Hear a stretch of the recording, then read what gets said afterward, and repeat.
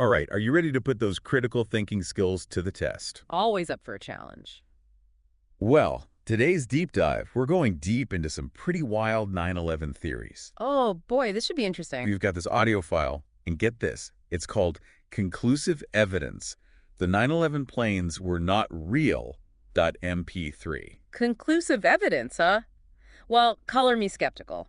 But that's why we're here, right? Exactly. We're not here to just accept or dismiss anything. We're going to break it down, analyze the arguments, the evidence, the whole shebang. Like a good detective, gotta examine every clue. Precisely. So strap yourselves in. We've got claims of melting planes, missing debris, even whispers of some secret, super advanced tech. Sounds like a recipe for a good conspiracy theory. It does, doesn't it?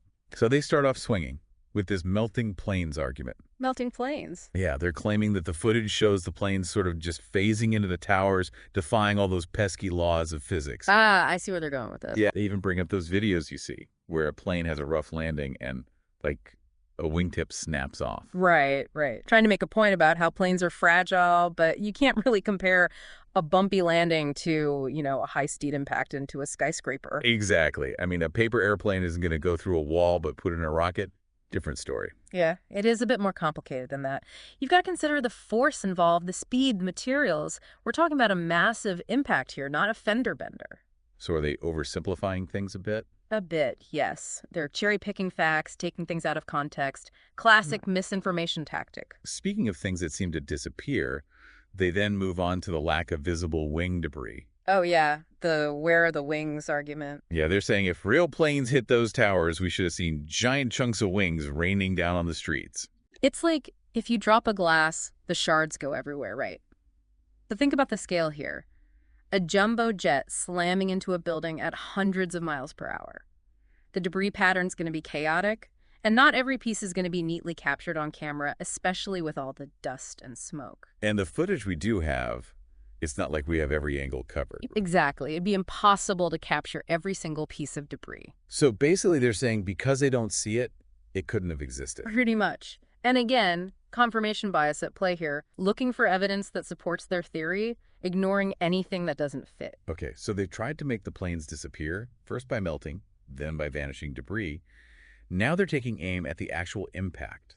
They call it cartoon physics and say the planes barely slow down as they hit the buildings. Ah, yes, the old "it looks fake" argument. But our eyes can be deceiving, especially in fast-paced situations, like a magician's sleight of hand tricking your perception. So we can't just rely on what looks right on camera. Exactly. The way something appears visually doesn't always reflect the actual physics at play. Okay, so even if the impact looks a little off, it doesn't automatically mean it was faked. Now, what about those plane-shaped holes in the towers? They even acknowledge that, but then they suggest something even wilder. Right, that those holes were made after the supposed impacts to make it look like a plane crash. Wait, they're saying someone snuck up there and, like, carved them out? Essentially. But that ignores basic structural engineering. When a massive force hits a building, the damage doesn't always appear instantly. It can take time for a structure to fail completely. So those holes could have been there from the impact, but didn't become fully apparent until later. Precisely. So again, what they're claiming as evidence of a cover-up could actually just be a delayed structural failure. But it seems like they're just getting started. Oh yeah, this is just the tip of the iceberg. They've got a whole lot more theories to throw at us. Buckle up, folks. This is where things get even more interesting. So they're saying a Boeing 767 just couldn't physically reach the speed it was reported to be going at such a low altitude. Something about air resistance. Right, they're saying it's impossible because of the thicker air at lower altitudes. And yeah, it's true. Air gets denser the closer you are to sea level, creates more drag. Yeah. Like those Olympic swimmers, they can break records at higher elevations where the air is thinner. Yeah. It's like you get a speed boost just from breathing thinner air. Exactly. But here's the thing. They're not factoring in, a plane in a steep dive with its engines going full blast. It's not a level flight situation. So like the descent itself adds to the speed. Exactly. It's like that feeling on a roller coaster when you're going downhill and you feel that pull. It's gravity and momentum working their magic. Okay, so it's more nuanced than just saying planes can't go that fast at that altitude. But to really sell this, they actually bring in this supposed expert. Yeah, they've got a recording of a guy, an engineer named Ben Eady, who states point blank, a 767 can't go over 500 mile apart at sea level. And I bet he says it with such confidence. Like when someone drops the study show, and you're just supposed to nod along. Exactly. But that's where critical thinking is crucial. We've got to question those experts too. Who are they? What's their background? Are they truly qualified to weigh in on this specific topic? So we can't just blindly trust anyone who slaps on the expert label. Right. Do your own research. Dig into their credentials, check their sources, see if other experts in the field agree. It's like a game of telephone sometimes. That message can get distorted along the way. Speaking of distorted information, they then take a sharp turn and jump right into the radar data. That's a whole other rabbit hole. They claim there are discrepancies between the civilian and military radar data, regarding the flight paths of those planes. Trying to paint a picture of a cover-up. Either the civilian data was fudged, or both sets are part of this grand conspiracy. But wait, isn't radar technology kind of notoriously finicky? Oh, absolutely. It's not always a perfect picture. Think of it like a blurry photo. Sometimes you can make out what's happening, other times it's just a jumbled mess. So it's not always black and white. Right. Especially on a day like 9/11, you've got all this chaos, multiple planes in the air, potential interference. It's not surprising there might be some inconsistencies. So are they making a mountain out of a molehill? It seems that way. I mean, just because the radar data isn't perfectly aligned doesn't mean it's evidence of some grand scheme, right? Okay, so we've got the blurry radar readings, but what about, like, human memories? Those got to be more reliable. You'd think so, right? But hold on, they bring up these witness accounts from people near the World Trade Center who say they didn't hear any jet engines. The silent planes. That seems, I don't know, counterintuitive. It does. You'd expect those engines to be deafening. But we have to remember the power of trauma, how it can impact our memories. Oh, that reminds me of this time I was in a minor car accident.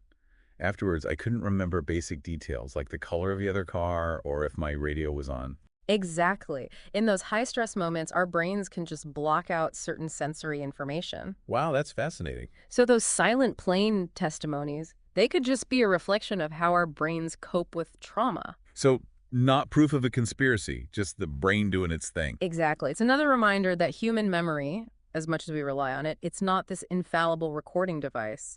Our emotions, perceptions, even our own biases can color those memories. Okay, so far they've taken on physics, radar data, even psychology. But wait, they're not done yet. Nope. Now they're taking us into the world of super secret government tech. Oh no, this is where things get really interesting. So they're saying there were like invisible drones flying around while some super advanced tech projected images of planes onto them. Yeah, that's the basic idea. But were drones even capable of that back in 2001? I mean, weren't they still kind of like clunky and experimental? Right. Drone technology was pretty basic back then, mostly for surveillance. I mean, the idea they could pull off this, like, perfectly synchronized projection and attack, well, it's far-fetched to say the least. And think about the risk. Flying drones in such a populated area, all those potential witnesses, cameras everywhere. What if something went wrong? Yeah, it would have been a huge gamble. And honestly, they don't even really explain why anyone would go to such lengths to fake the attacks. Like, what's the motive? It all seems so unnecessarily convoluted. Like, if you were going to stage something this massive, wouldn't you go with something a little simpler, less prone to, disaster? Right. Occam's razor, the simplest explanation is usually the best. Yeah, exactly. This whole drone puppet show thing, it feels like they're trying to jam a square peg into a round hole, forcing the evidence to fit their theory. Oh, absolutely. And they never really explain how these projections would even work. They just kind of gloss over it with vague references to, like, secret government technology. It's like a magic wand they wave to explain away any plot holes. Exactly. Just because we don't know everything doesn't mean every explanation is equally valid. Okay, so we've waded through melting planes, disappearing wings, impossible speeds, wonky radar, silent witnesses, holograms, and now drone puppet shows. Where does that leave us? Well, I think it highlights the need for critical thinking, now more than ever, especially with all the misinformation flying around these days. It's like we're all amateur detectives now. That's a good way to put it. Always got to be questioning, examining the evidence, weighing different perspectives. But it can feel overwhelming, like we're drowning in information overload. Yeah, it's true. Information comes from everywhere now. Social media, news outlets, even our friends and family. That's why honing those critical thinking skills is so important. So any tips for us aspiring detectives? Well, first off, got to be aware of our own biases, right? They can really cloud our judgment. Yeah, it's easy to just seek out information that confirms what we already believe. Exactly. And always check your sources. Who's providing the information? Are they credible? Do they have an agenda? And never just take things at face value. Dig a little deeper, verify, look for multiple perspectives. Don't just skim the headlines. Exactly. And when it comes to those experts, look for folks with a proven track record in their field. People who are transparent about their sources, willing to acknowledge limitations. And if something sounds too good to be true, well, it probably is. Trust your gut, but use your brain too. Exactly. As we wrap this up, I'm left with this thought. We've talked a lot about critical thinking, being skeptical. But is there a point where we can be too skeptical, like so focused on debunking, that we lose sight of, I don't know, the bigger picture? That's a great point. I think it's about finding that balance between healthy skepticism and, open-mindedness. Questioning, but also being open to new evidence, even if it challenges our It's beliefs. like doubt is the beginning, not the end of wisdom. Exactly. It's about embracing that journey of inquiry, constantly learning and evolving. So to all our listeners out there, keep those critical thinking skills sharp. Question everything, dig deeper, and never stop learning. And hey, don't be afraid to change your mind when the evidence calls for it. Because the search for truth, it's an ongoing journey we're all on together. Well said. Thanks for joining us for this deep dive. Until next time, stay curious.